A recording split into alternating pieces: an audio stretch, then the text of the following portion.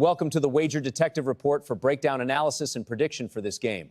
Hello and good day, folks. Welcome back. This is Wager Detective, August 26th, 2026. We're going to cap this Tampa Bay Rays versus this Detroit Tigers game. Let's get into it. We look at this Tampa Bay team. They lost yesterday to Detroit 4-1. They're 78-54 in their division, and they're trying to keep that pace to keep the Yankees and the Red Sox off of them that are right behind them. This Tampa Bay team is pretty talented. When we look at them and their plus-minus differential, they're plus 44 on the year. They're 4-6 in their last 10 games, and they got one of the better managers in baseball, Kevin Cash, one of my favorite managers, along with A.J. Hinch, two of the best managers going head-to-head in this one. This is for the rubber game in this series, and who's going to build momentum here is going to be the question. But the Tigers plus 44, they lost yesterday 4-1, and this is going to be a great cap. Found some really good stats on this, and I think you're going to enjoy all these stats that you're going to be seeing coming up. Were all looked at like a wager detective would. Everything is on the money. So when we look at the Rays in their last 9 games, they are 4-5. They've had a little bit of a slump here and there. And after this series, they're going to be going back home. They're going to have a day off, and then they're going to welcome San Diego and the Mets. So you want to think that they're going to try to want to build momentum here. Having the day off. There's no look ahead. They can empty the bullpen. Whatever they need to get this victory. And you look at this team, they're led by Simpson in batting average 308. You look at Caminero, leads the team in home runs and RBIs. And I love Caminero, Diaz, Arenado, Simpson, Mullins, Walls, Palacios, even guys like DeLuca. They got guys over there that are just fantastic. And they're just a team that's in a small market, but they have a lot of talent in what they do. And like I said, they're very well coached. They got pitching, Rasmussen, and the kid McClanahan, and then Nick Martinez. So they got guys. They don't have the best bullpen in the world, but they're a team I don't necessarily think is going to be around too long in the playoffs, but we shall see. Okay, away and day splits for the Rays. Away, they're 35-30, 4.5 runs per game, almost 9 hits a game, batting .256 on the road this year. And on-base percent, 33%, 386 slug with a 715 OPS. Now, we look at them in day games, 28-25, scoring 4 runs a game, 8.5 hits a game, 253 batting average with a 705 OPS.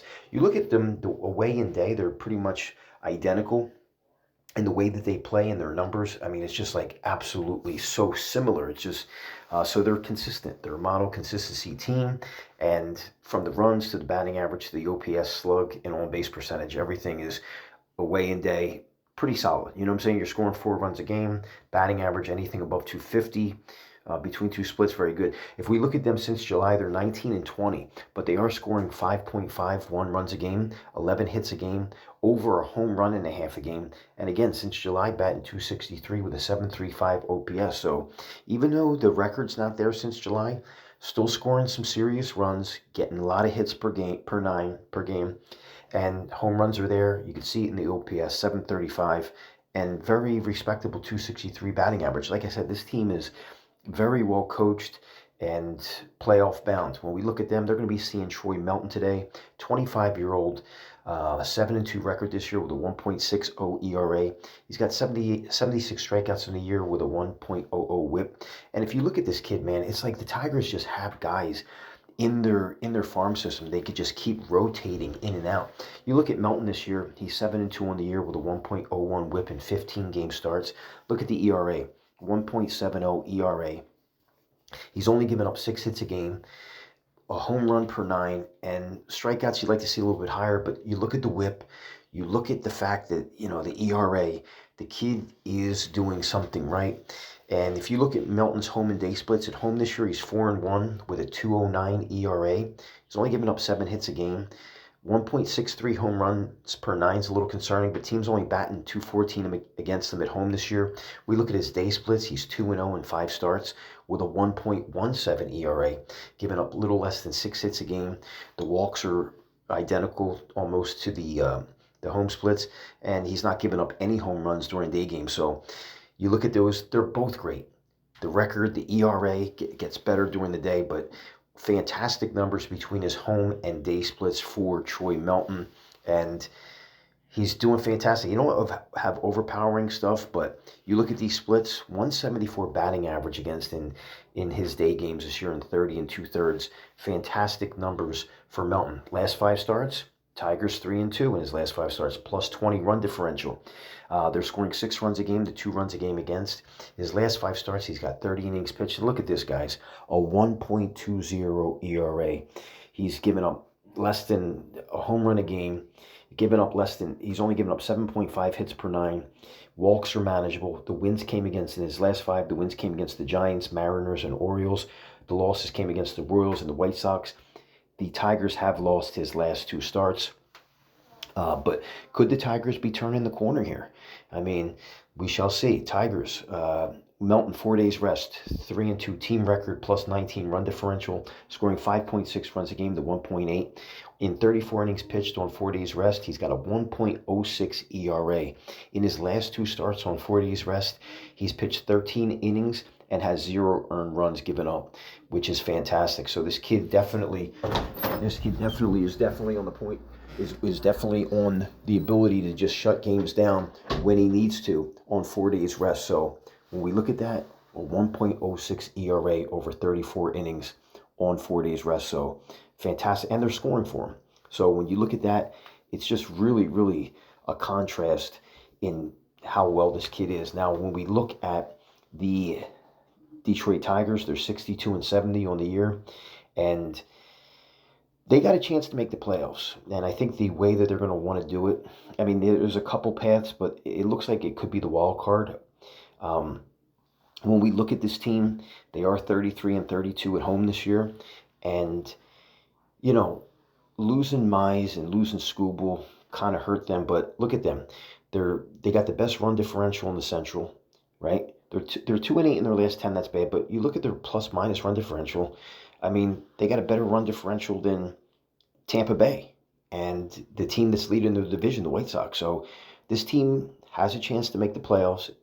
And if we look at them in the wild card rankings, they're only 4.5 games back from that 3rd wild card spot. And Cleveland has that spot right now. And they could catch any one of those teams, Texas, Baltimore, Seattle, Minnesota. They're right there. So if they're going to make a run, they're at 132 games in the season right now. And they got 42-52. They got 30 more games to try to go on a little bit of a run. So they're still alive in this playoff race, only 4.5 games out of the wild card. When we look at the Tigers in their last 9, they're 2-7, minus 12 run differential. They're scoring 3.56 runs a game to 4.89 against. In their last 9 games, they're batting .217 and they're only batting .179 over their last 9 games with runners in scoring position. When we isolate to their last 3, they're batting .228.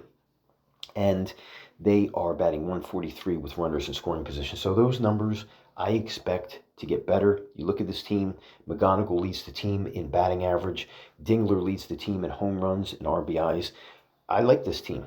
McGonigal, Dingler, Torkelson, Green. If he could come back, they need him back bad. He's been out with an oblique injury. Keith, McKinstry, Torres. I don't like Vierling. And Baez.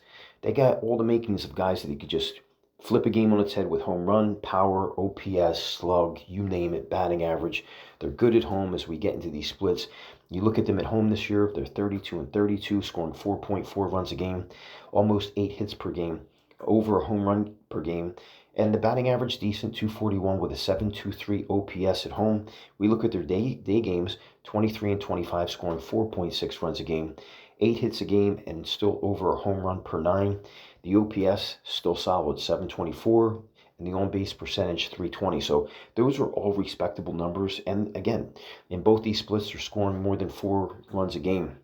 So they're solid between their home and day splits. And I like looking at that OPS. When you get into the 700s, 710, 720, it's a good sign that your team hits for power, and they're showing that. They've hit a little bit of a slump in their last 9. Since July, they're 24-21. They're scoring 5 runs a game since July, 1.2 home runs per 9, batting .250 with a 7.34 OPS. So they're consistent. Home, day, and then you look at them since July, 7.34 OPS, .250 batting average. 1 out of every 4 batters is getting a hit. So and they're scoring 5 runs a game. So this team is dangerous. Don't make no mistake about it, even though they're not playing good recently. They're going to see Freddy Peralta. He came over from the Mets, 30-year-old, 5-11 record this year with a 5.33 ERA, 129 strikeouts with a 1.46 whip. He isn't having the best of the games. This is going to be his fourth start with Tampa Bay since coming over from the Mets, and he's 5-11 this year. Again, a 5.33 ERA. He's given up 9.5 hits per nine, and home runs are bordering 1.5 per nine. He's still got strikeout stuff. You look at the walks, though, 3.6 per nine on the season in 135 innings. So Freddy Peralta, I think maybe he's seen his better days in Milwaukee, but those numbers are not something that's something that the Tigers can feast on and hang their hat on to try to get better. When we look at that, Peralta in road games this year, 2-6 with a 6.79 ERA. He's given up 11 hits per nine on the road this year, and over 2 home runs per nine. Teams batting .301 against him when he pitches on the road. When we look at his day splits, 3-6 record in 14 starts, 4.09 ERA. Giving up 7.4 hits per nine. Look at the walks jump up to 4.6 walks per nine during day games. He's given up a home run and a quarter in day games. Batting average comes back down to 221 during the day. So you look at both of those splits, the ERAs, both borderline not good. When we look at the last 5 starts for Peralta, his teams are 3-2 plus 1 run differential. Team scoring 6.4 runs for him to 6.2 against. His last 5 starts, he's got 24 2/3. But look at the ERA, 6.93 ERA, and giving up 1.82 home runs per nine. In his last 5 outings, the wins did come against the Athletics, Rockies, and Dodgers, and the 2 losses came against the Orioles twice. So when we look at his last 5 starts, the ERA almost 7. Home runs are a problem. He's given up almost 11 hits per 9. And he's not striking out, guys. Only 7 batters per 9 he's striking out. Those aren't gaudy numbers. When you look at that, it's like this is something that could get the Tigers right back on track. I could see this being a high-scoring game here, or the Tigers, as far as his cap. When we look at him on 4 days rest, his team does have a 4-3 record. They're scoring 5 runs a game for him to 4 runs against. And in 7 games on 4 days rest this year, he's got a 2.89 ERA. That's good. He's given up 1.44 home runs per 9. But look at the walks, 4 walks per 9 on 4 days rest. So the ERA is good. The home runs borderline concern when they're creeping up to 1.5, 1.5 home runs. The strikeouts are there, but the walks could be a problem. And teams are scoring for him. We've seen Melton's splits. He looks like he's good during home and day games. When we look at this side by side, Peralta day games 3-6, Melton 2-0. When we look at the ERA, Peralta in day games 4.09, Melton 1.17. When we look at the batting average against, Melton leads there 174 to Peralta's 2.21. And when we look at the walks, big problem, 4.6 during day games for Peralta, manageable for Melton. And the home runs, he's given up 1.24 home runs per 9, whereas Melton's given up less than a home run per 9. So the ERA stands out, the record stands out, and all that leads to Melton winning the day split battle there when they pitch during the day. So clear advantage for Melton in those splits. Better record, ERA, hits per 9, walks per 9, home runs per 9, and batting average against. He's winning those splits. So we look at them on 4 days rest. You look at the earn run average. Melton 106 ERA, Peralta 2.89. When we look at the strikeouts, Peralta's got the edge there, but also he's given up 1.44 home runs per 9 on 4 days rest, and the walks also a concern. 4 walks per 9, whereas Melton's 1.6. So he's given up less hits. Melton's given up less hits on 4 days rest. He's given up less walks, and he's given up less home runs. Dramatically better run prevention, fewer hits, walks, and home runs for Melton in the day split. So day and 4 days rest, it's just clearly in favor of Melton. We're looking at a team that's trying to make the playoffs here. Tampa Bay, they're not playing all that great over their last 9 either. But if I'm looking at this pitching matchup, I got to give the edge in all metrics to Melton in this. It's just, it's almost like a landslide as far as like the numbers that we're looking at here. And when we look at the bullpens, Tampa Bay has the 23rd worst or best bullpen in baseball with a 4.32 ERA.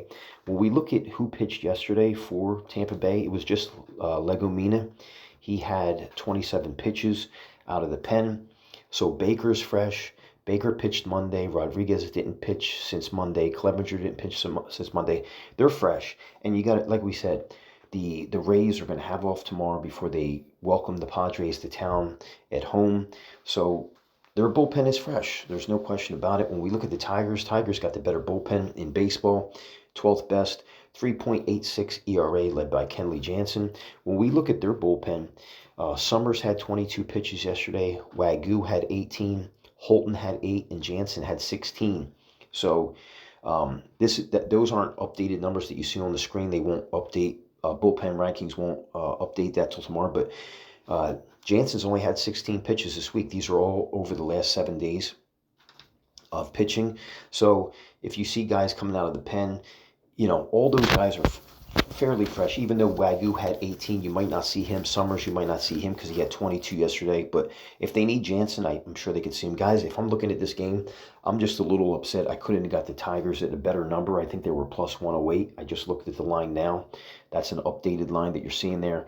I like the Tigers in this spot. Tigers is going to be Wager Detective's call. If we're looking at the over-under in this game, be hard-pressed to take the over because the thing about Peralta, he does pitch pretty decent during the day as far as his ERA. One of those splits where he has a really good ERA, but I like the Tigers here.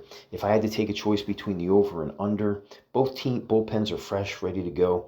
I would probably lean the over here, but as far as the over-under, I would lean over in this game, and I think if it does, it's going to be the Tigers that are doing it. So that's going to be my call here. Wager Detective for this 8/26/2026 game is calling the Detroit Tigers to win the game and the game to go over 7.5. Thank you for tuning in. Be sure to like this video, subscribe, and remember this. Wager Detective loves all his fans, present and future, and I'll talk to you soon. Let's go Tigers, and let's go over 7.5. I'll talk to you soon.